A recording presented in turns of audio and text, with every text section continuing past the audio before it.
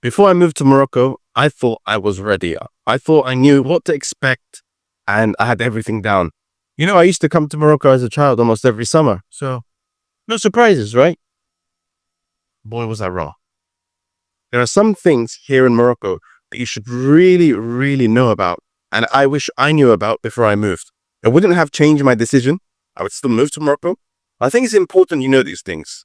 The first thing is you will not find an ATM machine anywhere except if you're near a bank. I've yet to see like an ATM machine next to a corner shop, like in many convenience stores in many areas. You just simply go to, your local convenience store, or you just check your maps, you'll find an ATM like 5 minutes walk away from you. But if you don't live near a bank, like for example, the closest ATM to me is about a 10 or 15-minute walk. Sometimes you just want cash on the fly. You just want to withdraw some cash so you can pay for the local produce. You can't do that in Morocco unless you live in a very central location, like right next to the bank. All right. Another thing related to actually cash is, oh my God. All right. This one is probably the biggest thing that annoys me in terms of since I've moved here. And that's hardly any shops accept card. Okay. The only places that accept card are like big chains like BIM or Marjan. Those are supermarkets or corner shops.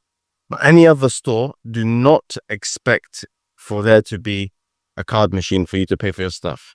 So that means you do need to carry cash with you. So if you can imagine, there's hardly any ATMs, right? Everyone accepts only cash. So you need cash with you. But when you need cash, you have to go all the way down to the cash machine. So basically, when you're at the cash machine, withdraw a good amount so you don't have to keep going back and, just put the cash in your house, I guess. It's a cash-based society. We still haven't transitioned over to card machines. See, this next thing that I wish I knew about Morocco before moving here is if you're going to use the app InDrive, which is the equivalent to Uber, right? And you're going to do a semi-long distance drive, say like from Casablanca to Rabat or something that costs about 100 dirhams or more. It's happened almost every time now. I put the price on the app. You can actually choose the price you want to pay, say like 120 dirhams or 130 or 100 dirhams or whatever it may be. You put the price in the app, you sit down in the car, you go to your destination, and as they're driving, they're like, you can help me out a bit by giving me more. And I'm like, wait. And the thing is, on this app, you can choose the driver can choose to say, no, I don't want this. I'm going to give you a counter offer of, instead of 100 dirham, pay 150. So they have that ability. But yet they accept the price you put down and then they ask for more on the way, kind of to pressure you. Or they act like it's normal. In my opinion, that doesn't fly. Like you could just put the price and if I'm willing to pay, I'll go. It's easy business, right? Here's the price, pay or don't pay. Have a nice day. But yeah, that's one thing that I wish I knew before moving to Morocco. And it's not a big deal because now I know if I'm doing a long distance and say I put 100 dirham down, I'll just pay 120, 130 to pay the toll charges. Just like I expect to pay 130 or 120 or whatever it may be. You don't have to pay because technically what's written on the price is the price. But apparently this is how things work here. And I don't think it's a tourist trap because I've spoken to some taxi drivers and some friends and they're like, this is completely normal. If you're thinking of moving to Morocco, then listen closely. I have partnered with a local lawyer to help you come to Morocco stress-free. He'll deal with all the paperwork, all the headache. And me, I'll do all the running around, help you with the apartments, help you with the utilities, help you set up your internet. And it's not as simple as you think. It took me over 2 years to try to set up my residency here in Morocco by myself. But with the help of the lawyer and the things I've learnt, I can get it done for you way faster than that.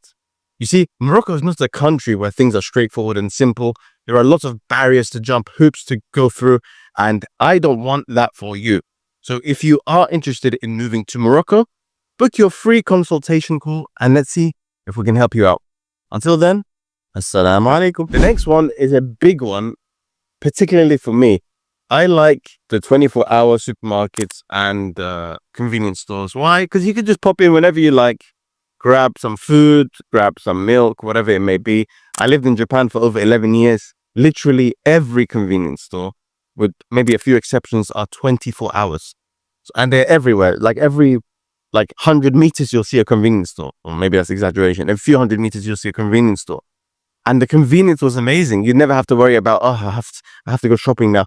No, in Morocco, I have yet to see a 24-hour store. A store that's open from morning to night to forever, just 7 days a week, 24 hours. Doesn't exist. That is a kind of a good thing. I mean, it's not natural to have 24-hour stores, but it's also less convenient. If you're used to the convenient life, everything is, 24 hours, etc. So, yeah, no ATMs, no 24-hour stores, and no card machines. So you can start to see how if you're used to city life and you're used to that convenience, those small things can start to add up, and you'll have to change the way you do things. So you need to keep more cash. You need to be willing to walk longer distances. You need to be prepared and get your groceries before, 11 p.m., before the corner shops close. Another thing is during holidays like Eid, the shops will be completely closed. You won't find a single shop open. And no corner shop, no chain shop. Everything is just shut down, right? It's not like England or Japan. Even during the holidays, you'll find many shops open during Christmas or whatever festivals.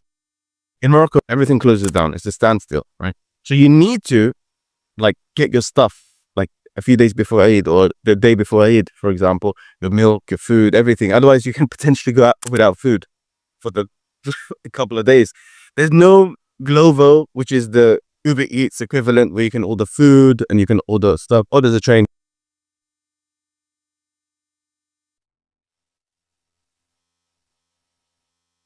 Okay, it's going. Okay, the next thing I wish I knew about Morocco before moving is the tap water is not always safe or clean to drink. Although for the most part it still has a funny taste. Maybe the pipes are old, or I don't know. But since I came to Morocco, I've only been buying bottled water, which can start to rack up. It's not that expensive, bottled water here. It's about 13 dirham for a 5-liter bottle. So it's fine. You could also get a filtration system, which I'm thinking of getting. That would cost about 3,000 dirham, which is about £250, something like that, which will make all your water filtered and clean. So that's one thing to bear in mind, right? If you're mostly made up of water, so you want to make sure you get them good water in your body. Now, going back to the shops and the convenience, you will not find any supermarkets or corner shops opening up very early, like 7 a.m., 8 a.m., even 9 a.m. Sometimes, I've seen some corner shops. Some days they open at 10, some days at 11. A lot of these are private businesses. So sometimes they might wake up a bit late. Sometimes they might be busy that day. It's not consistent like you might find in some other countries, because most other countries, the majority of corner shops, etc., are all chains, right? Or franchises. There's not that many private places. And even the private places, they seem to be more consistent in terms of opening hours, etc. So don't expect to wake up, super early and go get some milk. It will be closed. The only things that open super early, or the food places, I would say, are like bakeries, because they get up really early to bake bread, etc. So that should be fine. One thing that was actually a surprise in a good way when I moved to Morocco is that the train system here is amazing, actually. Yes, it's delayed when it comes to local trains, like from Bosnia to Rabat to Casablanca. There are delays. But there's also a super fast train called Al Buraba that goes like 320 kilometers per hour, and it can take you from Rabat to Tangier in like an hour. It can take you to Marrakesh. It can take you to some major cities in Morocco in under 2 hours. I think it's from Rabat to Marrakesh in under 2 hours or something like that. So it's really, really good for a country that's not European, it's not Western, not developed like the West, as you know, or Japan. It's really convenient. I think it's the fastest train in Africa at the moment. So definitely a plus if you like to travel and you want to visit other parts of Morocco. Another thing that didn't really affect me because I'm Muslim, but during Ramadan, all the restaurants during the day are closed. So if you're a non-Muslim and you're expecting to come here on holiday or live here, don't expect to go eat out during Ramadan, during the day. But on the other hand, the exception is during Ramadan, everything's open up till super, super late. Okay. So you can I expect restaurants to open up till the AMs, the early hours of the morning. People are eating, talking, enjoying themselves after the prayer, the Tarawih prayer, which is the congregational prayer. Another thing you must know is that Moroccans are notorious for having short tempers. Ask any Moroccan. They do have short tempers. All right. That's only if you get on the wrong side of someone, or I've seen it a few times, people arguing in the street, usually in the markets. It's usually where things get tense. So expect, you might see some people arguing. It's short-tempered, basically. But it's not a big deal. It's just good to know.